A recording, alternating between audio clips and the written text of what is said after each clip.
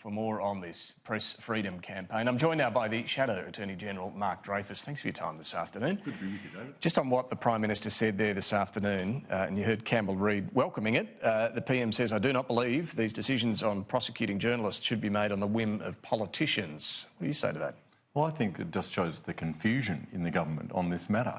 The government is saying it supports press freedom, but when these raids started back in the first week of June, the Prime Minister said he wasn't troubled by them. And then we had a later development, which is that the Attorney-General's issued a direction to the Commonwealth Director of Public Prosecution saying it's his call, the Attorney-General's call, on whether or not the 3 journalists or any other journalists are going to get prosecuted.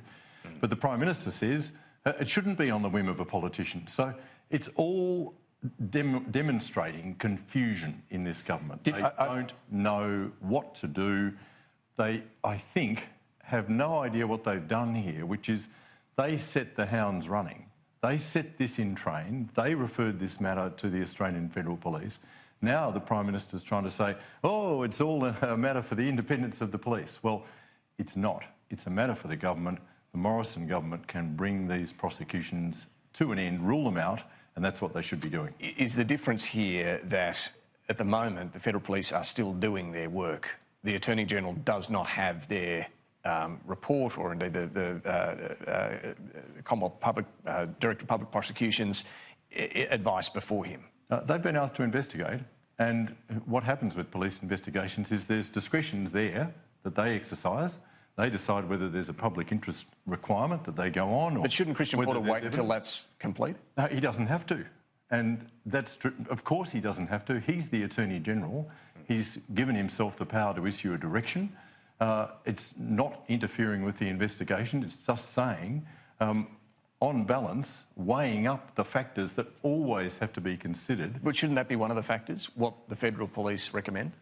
He can decide, and that's what the media campaign is about, and that's what I would say should be happening, that the weight to be given the public interest requirement out of protecting journalists so that we have a free press in our country, we don't have intimidation of journalists, we don't have intimidation of whistleblowers, that requires that there not be a prosecution at all. Putting aside the 3 journalists we're talking about here, and, you know, for the record, I certainly don't want to see them charged either. But do you think this power for the Attorney-General to decide whether journalists in the future are prosecuted or not is a good idea? Well, that's what's available now under existing law, and the Attorney-General's used a power under the Director of Public Prosecutions Act under which he can give a direction. Do you support that or not? Well, it's all that's there, and it's better than nothing, but no one should think it's an answer. What is the answer then? Well, the answer is to look at the asks there from the Right to Know Coalition. The top ask from the coalition is saying we want there to be an exemption for journalists based on journalists' work and public interest considerations. Do you support that? We do. And we say that that's an appropriate legislative change, and the government ought to be bringing in legislation into the parliament to do that, because clearly this government hasn't understood the discretions that are there. It hasn't understood conventions that have been in place in Australian law and Australian politics for decades. Okay, but to be clear, because otherwise we wouldn't have this threat hanging over the 3 journalists. We wouldn't have had the referral take place in the way that it has. Let's think. We've had a law in place since 1914, David, that has potentially allowed for journalists to be charged. We've had thousands of leaks since that time, but journalists have not been charged. We haven't had raids on journalists' homes. But to be clear, you are now saying there should be an exemption for journalists in the course of their day-to-day work. There should be an exemption from those national security laws. Yes, and it's not, as the Prime Minister's trying to say, further confusing the matter and showing his own confusion, a leave pass. It's not a blanket exemption. It's recognising the vital role that's played by journalists in our democracy and saying that it should not be possible to charge someone who is merely doing their work as a journalist and reporting on matters in the public interest. That's what it would look like. OK, correct me if I'm wrong, but Labor's position until now has been wait until these committees have had a good look at all of this. You are now of the mind these exemptions are necessary. I think that given the way this government has behaved since the raids took place on the 5th or 6th of June, shows us that it's not just a matter of what the statute says. It's because they don't understand these conventions. They don't understand the value to be given to protecting journalists and their work. We do need to actually make changes to the laws as they are now in place. And I wouldn't have said that 2 or 3 or 4 years ago, but it's apparent where we've now reached that we will need to change the law, because this government cannot be relied on to show that it understands very long-standing conventions in Australian law and politics which says journalists are not a target. We value what they do more than that. Because Labor supported these laws, largely, you're saying you didn't expect them to be used in this way?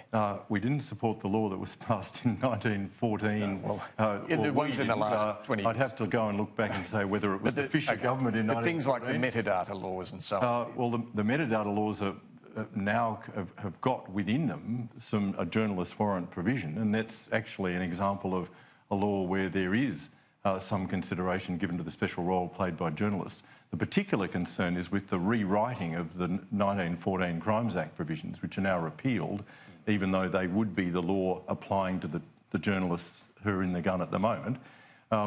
And the suggestion that's been made by the Right to Know Coalition is that merely providing a defence, which was put in after a considerable wrangle through the first 6 months of 2018, merely doing that isn't going far enough. We'll actually need to have an exemption. In other words, it shouldn't be part of the criminal offence at all where it's a journalist and where they're acting in the public interest. And to be clear, you're not saying blanket journalist, you're saying they would need to prove this is in the course of their employment, doing their work in being the media, playing the role that the media plays, a vital role in our democracy.